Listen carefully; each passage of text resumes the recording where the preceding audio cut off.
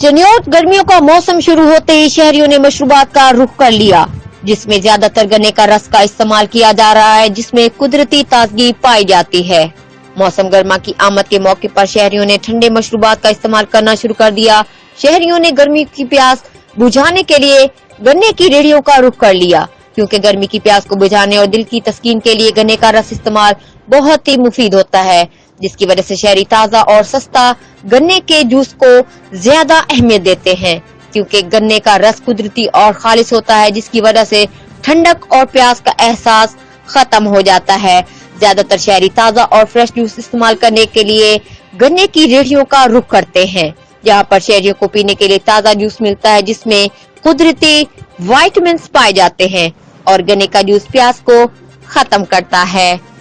Report Mehar Suhail, bureau chief, Jio express news, Chiniot.